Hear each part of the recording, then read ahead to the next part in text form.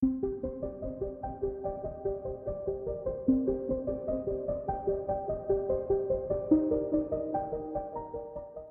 menjamak solat maghrib dan isya dalam perjalanan musafir. Saya berangkat ke Batam, jadi di tengah jalan masuk waktu maghrib atau masuk waktu isya, saya jamakkan solatnya. Maghrib saya kerjakan di isya, atau isya saya tarik ke maghrib. Itu namanya menjamak, Pak. Menggabungkan antara dua solat. Yang boleh itu zuhur dengan asar, maghrib dengan isya. Kalau asar dengan maghrib boleh, Pak Ustaz? Tidak boleh, jauh waktunya, Pak, ya. Jangan pula nanti kata Pak Ustaz boleh digabung solatnya. Asar ini saya gabung dengan maghrib lah. Ini tidak boleh, Pak, ya. Yang boleh digabungkan zuhur dengan asar, setelah itu maghrib dengan isya. Kalau subuh bagaimana, Pak Ustaz? Tidak boleh dijamakkan, waktunya sangat jauh sekali. Yang diqasar itu yang boleh 3 saja. Qasar itu diringkaskan, aturan yang 4 rakaat menjadi 2 karena musafir, karena perjalanan. Zuhur aturan yang 4 dikerjakannya 2, boleh. Asar aturan yang 4 dikerjakannya 2, boleh. Apalagi satu lagi, Pak? Isya dikerjakannya 2. Maghrib, Pak Ustaz, boleh dikasar? Tidak boleh. Maghrib 3, nak dikasar lagi 1. Apalagi subuh? Subuh berapa rakaat, Pak? 2. Nak dikasar berapa lagi nanti dia? Tinggal 1 lagi. Itu terlalu malas lah kita tuh, Pak, ya. Jadi jemaah yang dirahmati Allah, itulah indahnya hukum fikih. Hukum fikih itu mengatur ibadah kita dengan benar. Jadi kalau orang yang menjamakkan solatnya maghrib dengan isya atau zuhur dengan asar, zikirnya macam mana, Pak Ustaz? Ini bisa saja, Pak, ya. Kita misalnya musafir ke Jakarta, ada sebagian saudara kita misalkan di Diklat ataupun ada perjalanan dinas atau urusan bisnis dan yang lain, atau mengunjungi keluarga, dia ke Jakarta misalkan atau ke daerah lain, sudah cukup batas musafirnya. Berapa kilometer kita sebutkan sebelumnya, Pak? Yang penting 80 kilometer ke atas, itu disebutkan dalam mazhab kita, ada perbedaan pandangan ulama, tapi 80 kilometer ke atas sudah ditetapkan ulama kita sudah boleh mengqasar jamak. Aduh, Pak Ustaz, saya karena biasa solat itu sempurna, kalau saya mengqasar rasa tak enak dalam hati, bilangnya, Pak. Jawabannya itu karena belum diamalkan, Pak. Itu keringanan dari Allah. Sebenarnya mana yang lebih afdal, Pak Ustaz? Lebih afdal mengqasar daripada tidak mengqasar. Karena Nabi SAW setiap beliau musafir, beliau akan mengqasar solat. Tapi boleh tak solat seperti sempurna? Boleh-boleh saja. Apalagi, Pak, kalau kita solat di tempat, misalkan kita nak ke Batam, di dekat Gunung Bintan itu ada masjid sekarang, Pak, ya, sebelah kiri. Kita berhenti di situ misalkan. Pas solat maghrib pula. Jadi ada jemaah di situ, ada orang sedang solat maghrib. Bagaimana, Pak Ustaz? Atau solat isya lah contohnya, Pak, solat isya. Saya mengqasar atau saya ikut orang berjemaah? Jawabannya, kalau dalam konteks kita ke dalam perjalanan di satu masjid, orang sedang solat berjemaah di situ, sempurnakan solat layaknya seperti tidak musafir, ikuti mereka. Itu lebih afdal. Tapi kalau misalkan kita satu keluarga dan kita bisa nanti solat berjemaah dengan keluarga kita tersebut, itu boleh kita berhenti misalkan di satu masjid, sedang tidak ada solat berjemaah di situ, nanti kita mengqasar ataupun menjamak bersama keluarga. Tapi ini sangat penting sekali, Pak, dalam perjalanan kita misalkan. Contohnya macet di Jakarta misalkan, Pak, ya. Macet di Jakarta. Ini banyak yang bertanya ke kita seperti itu loh.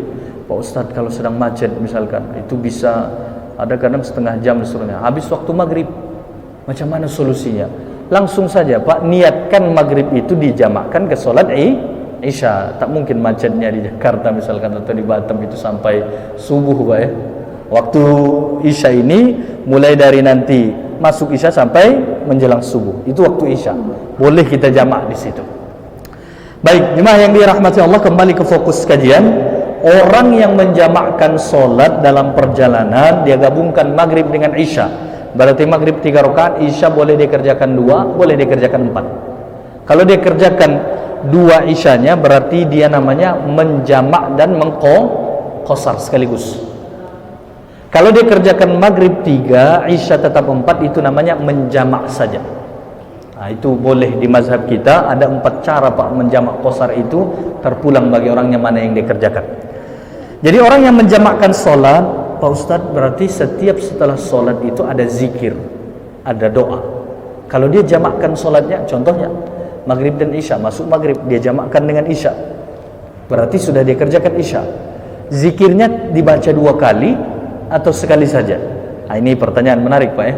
Jawabannya di sini disebutkan, beliau menyebutkan annahu yakfi lahuma marratan wahidah, cukup dia baca zikir dan doanya itu sekali saja, itu sudah melingkup kepala 2 solat yang dia gabungkan itu. Kira-kira jelas lah ya. Nah, jadi tak mesti harus misalkan subhanallah subhanallah subhanallah 33 kali, alhamdulillah alhamdulillah alhamdulillah 33 kali, Allahu akbar Allahu akbar 33 kali, tutup dengan la ilaha illallah dan seterusnya.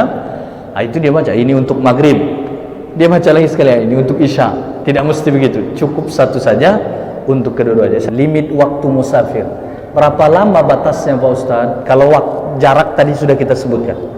Waktu itu batasnya di mazhab kita 3 hari 3 malam. Tapi mohon dicatat Pak, hari masuk tidak dihitung, hari keluar tidak dihitung.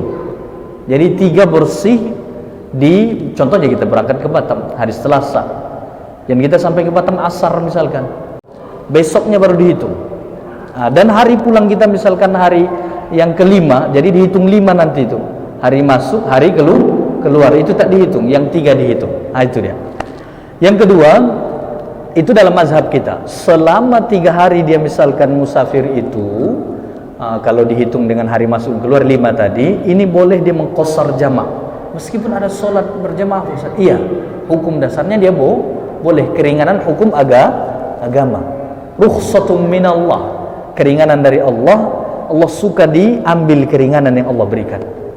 Ya jemaah yang dirahmati Allah. Tapi kalau saya sekarang Pak Ustadz ingin sholat berjamaah di masjid, saya tak mengqashar jamaah, itu lebih bagus. Lebih bagus. Yang ini tadi kalau orang yang ingin mengamalkan, misalkan saat sibuk sekali dia, ada diklat dan seterusnya, boleh dia mengqashar jamaah. Baik, di mazhab Hanafi itu sampai 19 hari 19 malam.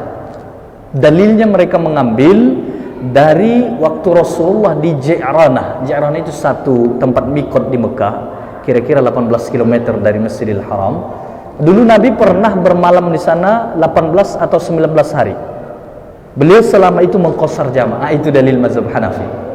Nah, jadi mazhab kita dalilnya tadi perbuatan Abdullah bin Abbas dan Abdullah bin Umar. Mereka mengqashar 3 hari saja. Jadi mana yang benar nih Pak Ustaz? Ditinjau ke kita Pak.